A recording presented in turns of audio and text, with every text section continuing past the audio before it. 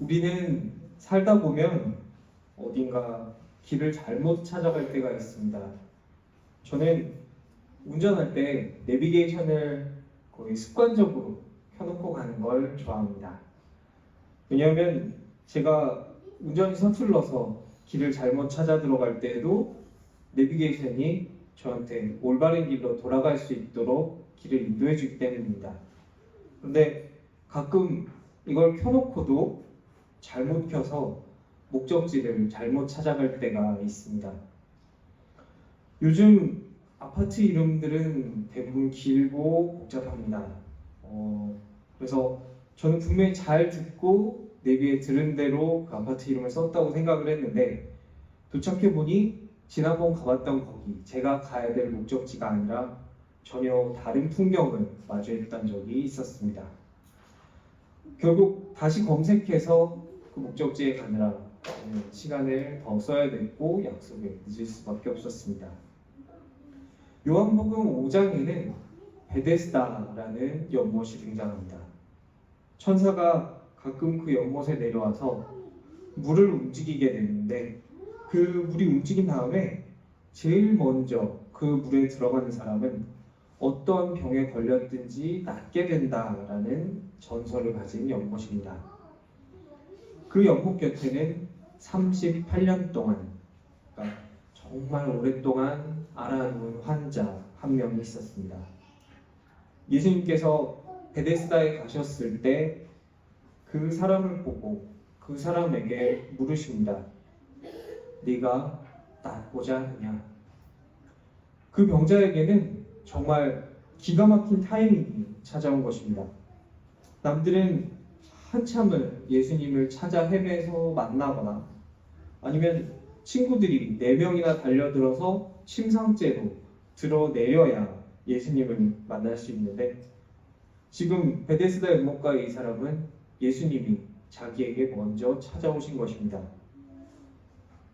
그리고 먼저 찾아오신 예수님이 지금 나에게 묻고 계십니다. 고쳐줄까? 그런데 이 환자 영 다른 곳에 가서 헤매고 있습니다. 물이 움직일 때 나를 거기 넣어주는 사람이 없어서 내가 물로 가는 동안에 딴 사람이 먼저 들어가 버립니다. 그래서 내가 고침을 받지 못합니다 라고 예수님께 하소연을 합니다. 바로 눈앞에 자기의 병을 고쳐줄 수 있는 분이 계신데 네 주님 고쳐주세요 이 한마디만 하면 다 해결될 바로 이 타이밍에 병자는 다른 이야기만 하고 있습니다. 이 환자는 잘못 찾아간 것입니다. 예수님께 고쳐주세요 하고 찾아갔어야 하는데 전설을 믿고 그 연못가에 누워 있었던 것입니다. 반대로 잘 찾아간 사람도 있습니다. 헬라인요 수르본기의 족속이라 기록된 오늘 말씀의 이 어머니입니다. 헬라인이다라고 성경에서 특별히 기록을 해놓은 걸 보면 이 여인은 아마도 헬라 말을 하고 헬라 문화에 익숙한 그런 사람이었을 겁니다. 이 여인의 출신에 대해서 자세히 기록한 걸로 보아 이 사람이 한때 융성했던 페니키아의 후예 그리고 여성에게 당시 사회적 지위가 그다지 높지 않았던 여성에게 헬라어를 교육시키고 헬라 사람처럼 보이게 그렇게 입힐 만큼 돈도 있고 권력도 있는 집안 사람이었을 것이다 추측하는 학자들도 있습니다. 그러니까 당시 가장 우아한 문화로 생각되던 헬라 스타일을 한 귀부인이 예수님께 찾아온 것입니다. 그리고 자기 딸에게서 귀신을 쫓아내 주시기를 예수님께 간구합니다. 네, 잘 찾아온 겁니다. 이 어머니는 이방 땅에서 예수님의 소문을 건너 전해 들었을 것입니다.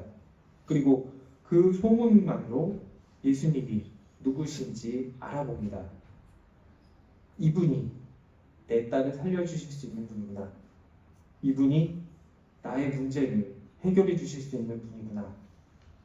이분이 하나님의 아들이구나. 마치 기생 라합이 여호와 하나님께서 이스라엘에게 행하신 일을 직접 보지 않고 풍문으로만 듣고서도 하나님을 믿었던 것처럼 이 여인도 예수님에 관한 소문만 들었을 뿐인데 믿음을 가지게 됩니다. 우리의 인생에서 문제가 없는 삶이란 없습니다. 우리는 살면서 어느 때가 되었건 문제 앞에 서게 됩니다. 그때 이 수로보니게 헬라 여인처럼 우리 곁에 서 계시는 주님을 알아봅시다. 주님만이 나의 문제를 해결해 줄 수 있는 분이시라는 것을 기억합시다. 연못이 흔들릴 때 1등으로 들어가면 병이 낫는데요 라는 근거 없는 소문을 믿는 것이 아니라 우리 주님이시라면 나의 문제를 해결해 주실 수 있음을 믿읍시다. 무엇이 진리이며 무엇이 참 소망인지 분별하지 못한다면 우리는 우리의 목적지를 베데스다 연못으로 설정할 것입니다. 거기에 간 사람은 어떻게 되었습니까? 38년 동안이나 그냥 그 연못가에 있어야만 했습니다. 그리고 자기 눈앞에 자기가 그 38년 동안 그렇게 간절히 바라던 치유가 우리의 주님이 나타나셨을 때에도 누가 나를 안 넣어줘요 라고 하는 다른 길로 가게 됩니다. 우리 이 헬라 어머니처럼 되기를 기도합시다. 오직 주님께만 나의 소망을 두고 나의 문제를 해결해 주실 수 있는 분은 다른 무언가도 어떤 누군가도 아니라 오직 주님이심을 듣고서 믿는 우리가 되기를 간절히 기도합니다. 우리는 주님이 뭔가 보여주시기를 원할 때가 있습니다. 내 옆에 있는 아니면 내 근처에 있는 누가 보아도 이 사람은 주님이 뭔가 보여주시는구나. 그러니까 간증 집회 강사로서 한 10년쯤 한 얘기 또 하고 한 얘기 또 하더라도 그래도 멋져 보이는 그런 무언가를 은근히 원하게 되는 때가 있습니다. 열왕기하 5장에 나오는 나아만 장군처럼 말입니다. 아람 왕의 군대 장관 나아만은 존귀한 자다라고 써 있습니다. 왜냐하면 하나님이 나아만에게 그의 나라를 구원할 수 있게 허락하셨기 때문입니다. 위기의 때 나라를 구했던 장군님들, 그러니까 지금 그 장군님이라는 소리를 들었을 때 우리 머리에 몇 명 떠오르는 그분들처럼 나라를 구한 사람이 나아만 장군입니다. 그는 큰 용사였지만 나병 환자였습니다. 그의 아내에게는 이스라엘에서 잡혀온 여종 한 명이 있었습니다. 어느 날 그 여종이 자기의 여주인에게 이야기합니다. 우리 선지자님이 계셨으면 그분이 장군님의 나병을 고치셨을 텐데. 치료가 어려운 나병을 앓고 있던 나아만 장군에게는 눈이 번쩍 뜨일 이야기입니다. 그 이야기가 나아만의 귀에까지 들어가게 되고 나아만은 자기의 왕에게 보고를 하고 왕이 써준 친서를 들고 이스라엘로 가게 됩니다. 그리고 하나님의 사람 엘리사를 만나기 위해서 엘리사의 집 문 앞에 섭니다.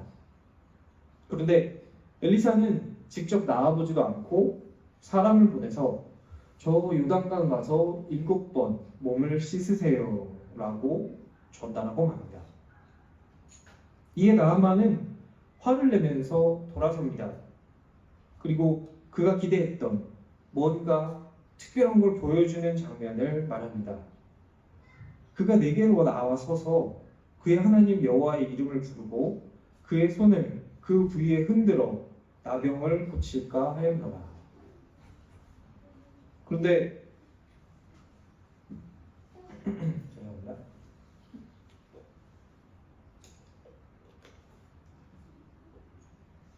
근데 우리가 바울의 다메섹 회심을 은근히 부러워하는 것도 나한테도 저러한 체험이 있었으면 뭔가 번쩍하고 누구에게 가서 이야기를 멋있게 할 수 있는 누구나 부러워하는 이런 게 나한테도 있었으면 하는 지금 이 나아만과 같은 마음이 은근히 있기 때문일지도 모릅니다.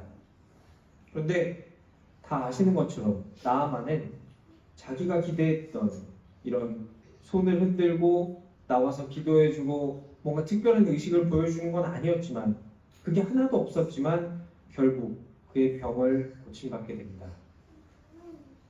오늘 읽은 말씀에 등장하는 수로보닉의 헬라 어머니도 뭔가 보여지는 특별한 거창한 건 없었지만 그가 구했던 것을 이루게 됩니다. 그는 예수님께 가서 자기 딸에게서 귀신을 쫓아내 주시기를 구합니다. 예수님은 그 딸을 나에게 데리고 오라든지, 내가 거기 가겠다든지, 아니면 네가 가서 이러이러한 뭔가를 해라 라든지, 아니면 며칠 동안 뭘 하지 말고 뭘 해라 같은 명령을 내리시지 않았습니다. 그저 돌아가라, 귀신이 너의 딸에게서 나가느니라, 한 말씀만 하셨습니다. 그런데 이 헬라 어머니는 그 말씀만 믿고 그냥 그의 집으로 돌아갑니다. 그리고 그 딸은 고침을 받습니다. 누가복음 7장에 등장하는 백부장 역시 그러했습니다. 백부장의 사랑하는 종이 병이 들어 죽게 되었습니다. 이 백부장은 유대 민족을 사랑하고 그 유대 민족을 위해 회당도 지어줬던 사람입니다. 그래서 유대 장로들이 와서 예수님께 구합니다. 이번에는 예수님이 이 장로들과 함께 백부장의 종을 고쳐주러 직접 가십니다. 가는 길에 백부장이 사람을 보내 이렇게 말씀합니다. 나는 주님께서 나에게 오시는 걸 감당하지 못하겠습니다. 그러니 말씀으로만 하소서. 예수님은 백부장의 이 고백을 들으시고 그 믿음을 칭찬하십니다. 백부장의 믿음, 그리고 헬라 어머니의 믿음은 가라 하시면 그냥 가는 믿음입니다. 눈에 증거가 보이지 않아도 예수님께서 명령하셨으니 그 명령을 신뢰하며 따르는 믿음입니다. 우리 하나님은 다 하실 수 있으신 분이십니다. 나아만이 기대했던 것처럼 손을 들고 흔들며 만져서 축복해서 고치실 수 있는 분이십니다. 직접 가셔서 손을 잡고 일으키시며 일어나라 명령해서 일으키실 수 있는 분이십니다. 하지만 어느 때에는 그냥 가라 명령하실 때가 있습니다. 이런 명령 앞에서 우리도 사람이라 때로는 뭔가 보이는 멋있는 걸 기대할 수 있습니다. 보내실 때 그냥 가라 한 말씀 하시기보다는 내가 너를 보내노라, 내 명령을 받아서 이렇게 가라, 내가 너를 보낸다, 이렇게 하시면 왠지 멋있어 보이지 않을까. 주변 사람도 그 모습을 다 봤으니까 내가 가는 길에 뭐 좀 도와주지 않을까 라는 인간적인 기대를 품을 수도 있습니다. 그러나 주님은 때로는 우리에게 헬라 어머니의 믿음, 백부장의 믿음, 그냥 가라면 그냥 가는 믿음을 요구하실 수 있습니다. 여호와 하나님은 말씀하셨습니다. 내 아버지와 친척의 집을 떠나 내가 내게 보여줄 땅으로 가라. 계약서를 쓴 것도 아니고 땅을 미리 보여주신 것도 아닙니다. 가면 보여줄 테니까, 앞으로 내가 너에게 보여줄 거니까 그냥 가라, 일단 출발해라, 아브라함에게 말씀하셨습니다. 아브라함은 그 명령에 그냥 순종했습니다. 이 눈에 아무 증거 아니 보여도 그냥 갔던 아브라함처럼, 그리고 백부장과 오늘 읽었던 헬라 어머니처럼 그냥 가는 믿음이 우리에게도 있기를 주님의 이름으로 기도합니다. 그 믿음을 붙들고 우리가 그 명령하신 주님의 명령을 따를 때 주님은 우리로 인해 기뻐하실 것입니다. 그 길에 우리와 함께 하실 것입니다. 주님이 우리와 함께 하시는 그것이 우리에게 가장 큰 축복이며 가장 큰 복이 될 것입니다. 우리는 때로 견뎌야 할 때가 있습니다. 의자에 앉아서 이 의자를 떠나고 싶지만 떠나지 못하고 무슨 일이 벌어져도 견디고 참아야 할 때가 있습니다.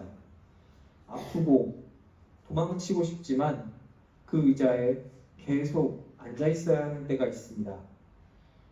저는 치과 의자가 그렇습니다. 앉아서 도망도 못 치고 입에서 무시무시한 소리가 들리고 눈앞에서 엄청나게 왔다 갔다 하는 것 같은데 거기 그냥 앉아 있어야 됩니다. 아프면 손 드세요 해서 열심히 손을 들었지만 아픈 건 멈추지 않습니다. 그냥 견뎌야 합니다. 그래서 인터넷에는 그 의자를 어른들의 반성 의자다라고 부르는 것도 같습니다. 때로 주님은 저에게 치과 의자가 그래도 좀 낫다 싶은 환경에서 견디게 하실 때가 있습니다. 오늘 말씀에 등장하는 헬라 어머니는 그런 상황을 견뎌야 했습니다. 자기 딸을 고쳐달라 예수님께 간구한 어머니에게 예수님께서는 자녀의 떡을 취하여 개들에게 던지는 것이 마땅치 않다라고 말씀하십니다. 나는 유대 민족을 구원하기 위해 여기 온 것이다. 그런데 너는 이방인이다. 너의 차례가 아니다. 나는 네가 원하는 건 지금 너에게 해줄 수 없다 말씀하십니다. 거절하셨습니다. 그냥 거절도 아니고 너는 개다라고 수치와 모욕을 주십니다. 그런데 이 어머니는 거기서 굴하지 않습니다. 아마 헬라의 귀부인이었던 이 여인은 혼자 오지 않고 수행하는 사람을 데리고 왔었을 것입니다. 지체 높은 부인이 나사렛 시골 출신 목수의 발 아래 엎드려서 간구했습니다. 따라왔던 수행원들은 아마 놀라서 안절부절 못했을 것입니다. 하지만 어머니는 흔들리지 않습니다. 자신이 개 취급을 받아도 물러서지 않습니다. 예수님이 너는 개다라고 하신 그 말씀을 듣고 즉각적으로 대답합니다. 예수님은 이 어머니에게 기다림의 시간을 주셨지만 여지를 남겨두셨습니다. 27절 예수께서 이르시되 자녀로 먼저 배불리 먹게 할지니 자녀의 떡을 취하여 개들에게 던짐이 마땅치 아니하니라. 자녀로 먼저 배불리 먹게 한다. 이 말씀의 뜻은 무엇입니까? 자녀가 먼저 먹으면 그 다음에 개들에게 먹게 하겠다. 예수님께서는 못 먹게 하겠다 말씀하지 않으셨습니다. 전능하신 하나님, 우리 예수님은 그곳에 가셨을 때 헬라 여인이 자기에게 찾아오실 것을 알고 계셨을 것입니다. 다 아시고 그 지방 두로로 가셨을 것입니다. 그리고 거기서 그 어머니의 믿음을 보십니다. 믿음을 붙잡고 인내하고 견디게 하십니다. 이 헬라 어머니는 인내합니다. 내가 왜 개입니까? 라고 항변하지 않습니다. 그는 자신의 딸을 향한 사랑으로 주님께 겸손하게 대답합니다. 주님, 맞습니다. 나는 개입니다. 하지만 상 아래에 있는 개들도 아이들이 먹던 부스러기를 먹습니다. 부스러기 은혜만 받아도 나의 딸은 낫게 될 것입니다. 나의 소망은 오직 주님이십니다. 나는 여기 맞게 찾아온 겁니다. 부스러기 은혜라도 나에게 베풀어 주십시오. 나는 그것으로 만족할 것입니다.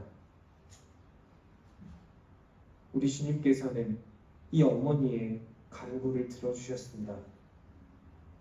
전설 같은 전승에 따르면 이 어머니와 그리고 귀신 들림 받을 고침을 받은 이 어머니의 딸의 이름이 기록되어 있습니다. 성경은 아니고 다른 문서에 기록되어 있다고 합니다.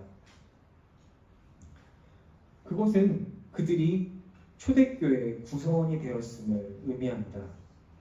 병 고침을 받고 돌아서서 그냥 자기 갈 길을 가면서 끝난 것이 아니라 이 일 이후에 예수님을 믿고 참 구원을 받았다는 것을 의미합니다. 우리도 이들과 같이 생명책에 우리의 이름이 기록되기를 소망합니다. 구하는 대로 응답이 바로바로 오는 신앙생활이라면 참 신날 것 같습니다. 기도만 하면 응답이 막 바로바로 눈에 보이게, 이걸 가지고 우리가 해석하고 더 기도하지 않아도 되게 명쾌하게 오면 참 편할 것입니다. 하지만 우리 믿음은 그렇지 않습니다. 이번에 이 계약을 할까요 말까요 라고 물었을 때 해라 라고 정직은 그렇게 말합니다. 우리 신앙은 그렇지 않습니다. 바알님, 올해 풍년일까요 흉년일까요? 풍년이야. 이렇게 말하지 않습니다. 이렇게 말한다면 마비 새끼인 겁니다. 속으시면 안 됩니다. 이 말씀은, 이 성경 구절은 딱 이 뜻 하나만 있다, 요것만 답이다, 이걸 가르쳐주는 나만 정답이다 라고 하면 보통 이단입니다. 따라하시면 큰일 납니다. 우리의 신앙은 필연적으로 모호합니다. 아브라함에게도 보여주고 가라고 하지 않으셨습니다. 보여줄 땅으로 가라 하셨습니다. 헬라 어머니께도 자, 봐봐, 이거 화상통화야. 자, 너의 딸 다 낳았어. 안 낳았으면 내가 환불해 줄게. 자, 그러니까 안심하고 너한테 이제 가 라고 하지 않으셨습니다. 가라 하시면 그것이 아무리 모호하고 앞길이 보이지 않고 증거가 없어도 그냥 가는 것, 그것이 우리의 믿음입니다. 나 비록 알지 못하나 주님 더 잘 아시니 그래서 가는 것, 그것이 우리의 신앙입니다. 응답 속에서도 이렇게 믿어야 하는 것입니다. 오늘 헬라 어머니는 그에게 응답이 주어지지 않았습니다. 그에게 주어진 것은 거절이었습니다. 하지만 그는 그 거절 속에서도 믿었습니다. 너는 개고 개한테 줄 것은 없다라는 이 혹독한 거절 속에서도 그 어머니는 믿음을 놓치지 않았습니다. 거절 가운데서도 은밀하게 보여주시는 하나님의 허락을 붙들고 그 시간을 견뎌냈습니다. 우리에게도 이렇게 거절 속에서 믿는 믿음이 있기를 기도합니다. 하나님께서 내 길을 막는 것 같아 보이셔도 다 이유가 있는 것입니다. 바울의 선교의 길을 막으셨던 것은 다른 길을 예비하셨기 때문입니다. 날 향한 계획은 나의 지혜로 측량하지 못합니다. 인간이 어떻게 하나님의 계획을 다 알 수 있겠습니까? 만약 하나님이 그 계획을 우리에게 다 보여주신다 해도 우리는 그것을 우리의 지혜로 측량할 수 없습니다. 우리가 해야 할 일은 하나님의 계획을 나의 잣대로 측량하는 것이 아니라 아멘으로 믿고 순종하는 것입니다. 하나님께서 나에게 주신 응답이 모호해 보여도 때로는 응답 대신에 거절이 오더라도 그 거절 속에서 우리의 믿음을 붙들고 그냥 가는 것입니다. 오늘 헬라의 어머니는 딸에 대한 사랑과 믿음으로 인내와 겸손의 모범이 되었습니다. 우리 하나님 아버지도 이 어머니처럼 수치를 견디고 고난을 견디시고 우리를 사랑하셨습니다. 오늘은 어버이 주일입니다. 어버이의 사랑을 기억하는 시간이 되시기를 바랍니다.